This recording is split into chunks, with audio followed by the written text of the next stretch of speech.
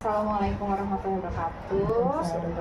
Ibu, kami dari CGP Angkatan 10 diberikan tugas untuk mewawancarai kepala sekolah di lingkungan pendidikan.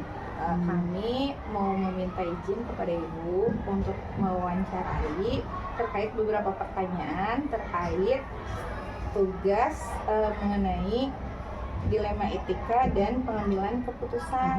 Perkenalkan, nama saya Neta Novianti. Saya dari SMP Negeri 27, saya CGP Angkatan 10. Saya Yuliana Wafi, Bu, dari SMP Negeri 27 juga sama CGP Angkatan 10. Ya, kalau saya mungkin Ibu udah tahu Bu ya, saya Cecep Ahmad Rustandi dari SMP 51. Saya juga sama dengan dua rekan yang tadi memperkenalkan diri, saya dari CGP Angkatan 10. Ya, terima kasih pada Ibu Bapak Guru semua yang sudah mempercayakan kami SMP 51 untuk diwawancarai. Perkenalkan, nama saya Nunung Nurayani sebagai Kepala SMP 51 Bandung. Apa yang bisa saya dapat bantu untuk kegiatan CGP ini? Ini ada beberapa pertanyaan, Bu ya. Ini terkait dengan teks yang memang sudah ditetapkan dari CGP-nya sendiri. Selama ini Bu, bagaimana Ibu dapat mengidentifikasi kasus-kasus yang merupakan dilema etika atau bujukan moral Bu? Terima kasih Pak Cecep. Itu pertanyaan yang mendasar mungkin ya. Jadi selama ini kami mengidentifikasinya itu dengan cara pertama ada laporan dari guru BK, dari guru, dari orang tua dan warga sekolah ya. Lalu kami identifikasi nih mana yang masalah A dan masalah B. Nah, untuk masalah A ini apa kendala-kendalanya, apa juga sama untuk masalah B juga apa kendalanya dan apa solusinya. Nah, karena sama-sama ini masalah yang memang harus ditangani ya, harus dibuat itu, makanya kami membuat langkah-langkah dengan berunding dengan manajemen dan warga perwakilan dari guru dan BK membuat langkah-langkah apa yang sekiranya etika mana yang akan kami ambil untuk dijadikan sebagai yang skala prioritas lah ya guys. Udah itu lalu kami himpun semua syarat ide dari teman-teman semuanya, lalu kami buat sebuah kebijakan. Oke, Bu, selanjutnya bagaimana ketika Ibu akan menjalankan pengambilan keputusan di sekolah, terutama untuk kasus-kasus di mana ada dua kepentingan yang sama, Bu, dan sama benar atau sama-sama mengandung nilai kebajikan. Itu memang dua hal yang berbeda ya, dua hal yang berbeda yang sulit untuk diputuskan. Tetapi tadi karena kami dari awal sudah mengidentifikasi kelemahan dan kelebihannya dari masalah tersebut, ya kami berusaha untuk membuat pengertian lah kepada warga sekolah bahwa kalau kita mengambil kebijakan A, ini akibat yang akan terjadi. Kalau kebijakan B ini yang akibat yang terjadi. Nah, dari dua kebijakan ini mana yang kira-kira paling on the track lah ya, on the track, tidak mengambil resiko terlalu besar gitu. Itu mungkin salah satu trik saja.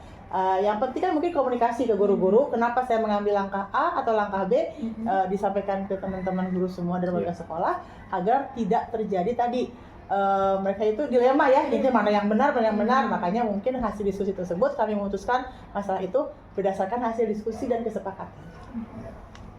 Kemudian Ibu, yang berikutnya kira-kira langkah-langkah nyata atau prosedur seperti apa yang pernah dilakukan selama ini, Bu? Karena kami juga setiap sekolah pasti punya dilema ya, dilema apalagi itu semuanya baik buat sekolah gitu ya. Misalnya kayak tadi ada mungkin orang tua itu mungkin senang dia membantu sekolah, Di satu sisi kami bangga sebagai warga sekolah, ada orang tua yang mau berkorban untuk sekolah. Misalnya gini, contoh dalam pengecatan lapang misalnya ya. Di satu sisi itu bagi sekolah kan baik, orang tua sebegitunya berusaha keras untuk bisa mewujudkan dan peduli.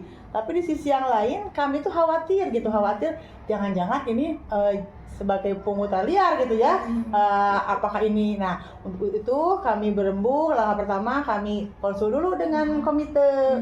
Kebetulan komitenya kan pakar hukum ya, pakar hukum apakah ini termasuk dalam tadi gratifikasi atau misalnya tadi pungutan liar. Nah, sudah kami tahu permen tentang hukumnya tentang apa tidak melanggar, kami baru memutuskan menerima sumbangan dari orang tua tersebut.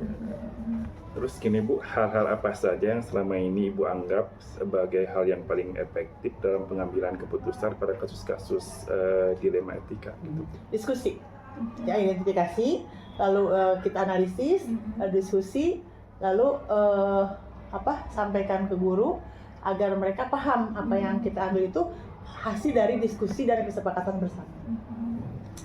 Ini Bu, mungkin terkait hal-hal apa saja sih yang selama ini merupakan tantangan khususnya dalam pengambilan keputusan pada kasus-kasus dilema etika. Ya. Jadi tantangannya. Itu suatu hal yang sering terjadi ya, terutama dalam kita memutuskan itu begini. Kadang-kadang tadi kan ada pertanyaannya bagaimana cara ya untuk edukasi lah ya. Kadang-kadang tidak semua warga sekolah itu paham dengan apa yang kita akan gulirkan, sebuah kebijakan atau misalnya tadi etika yang terbaik. Nah, untuk itu kalau teman-teman warga sekolah itu tidak teredukasi, maka mereka pun tidak berani atau tidak mau membuat gagasan, menyampaikan gagasan atau ide dan saran. Nah, untuk itu mungkin hal yang terpenting yang menjadi kendala itu bagaimana cara mengedukasi warga sekolah agar paham tentang masalah yang ini gitu. Oke, dari berikutnya Bu ya, dari penjelasan antara keefektifan serta tantangan, apakah saat mengalami permasalahan adakah sebuah jadwal tertentu untuk menyelesaikan kasus dilema etika tersebut, atau Ibu langsung menyelesaikan di tempat dengan jadwal yang Ibu buat, bentuk dan prosedurnya juga akan Ibu jalankan saat itu juga? Ya, mungkin tergantung kasusnya ya. Kalau itu mungkin personal ya, bisa langsung kita panggil gurunya, kita diskusi. Tapi kalau itu sudah menyangkut masalah umum di lingkungan sekolah, itu kan berarti saya harus mengagendakan waktu tertentu agar dapat tadi kita punya di dalam kombel ya Pak ya. Ada masalah kita sampaikan di dalam kombel, karena kami sudah punya jadwal kombel setiap minggu setiap hari Jumat. Nah, itu kalau masalahnya maksudnya booming atau itu menjadi masalah sekolah lah gitu ya. Itu tergantung kebutuhan atau tergantung masalah yang dihadapi. Ya, terima kasih Bu. Mungkin gini pertanyaan selanjutnya Bu. Adakah seseorang atau faktor-faktor apa yang selama ini mempermudah atau membantu Ibu dalam pengambilan keputusan dalam kasus-kasus dilema etika? Pertama, kalau seseorang mungkin tadi ya dari masukan-masukan. Tapi lebih ke kita itu sebenarnya harus banyak belajar ya. Kita coba mencari solusi dengan cara kita membaca, ya bisa dari buku, dari kajian ilmiah dan sebagainya. Apalagi sekarang kan di PMM juga ada yang kayak gini-gini ya. Kita bisa mengedukasi diri sendiri nih, bagaimana nih cara yang tepat dalam membentuk sebuah dilema etika.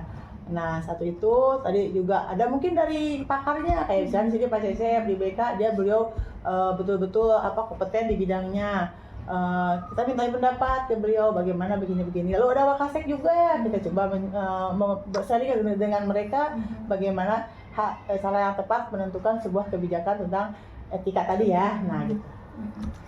Ya, alhamdulillah Bu ya. Ini mungkin pertanyaan terakhir Bu. Harga kami yakin ini banyak manfaat buat kami, pembelajaran yang bermanfaat untuk kami untuk memutuskan berbagai permasalahan ke depan Bu ya. Tapi mungkin ada juga dari Ibu gitu Bu. Nah, dari semua hal yang telah disampaikan Bu, pembelajaran apa sih yang Ibu mungkin dapat petik dari pengalaman Ibu dalam mengambil keputusan dilema etika tersebut? Sebenarnya lebih ke konflik kognitif ya. Jadi berperang batin gitu ya, berperang batin antara memutuskan A sama bagus dan B pun sama bagus. Tapi di situ tadi karena kita harus teredukasi juga, baik itu saya sebagai kepala sekolah, teman-teman sebagai warga sekolah, kalau sudah teredukasi dan semua dibicarakan dengan dengan komunikasi, insya Allah segala sesuatunya bisa berjalan dengan lancar. Itu yang saya yang saya alami ya.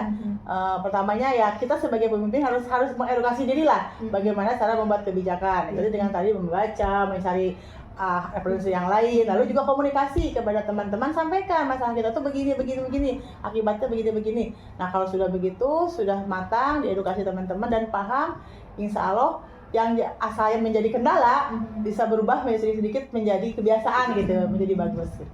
Jadi komunikasi ya, Bu? Komunikasi dengan mengedukasi diri lah gitu ya, dengan edukasi diri kita ini.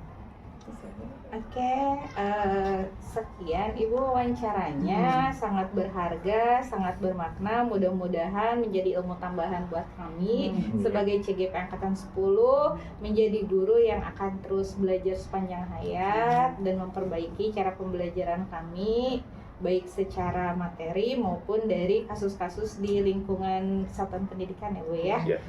Oke.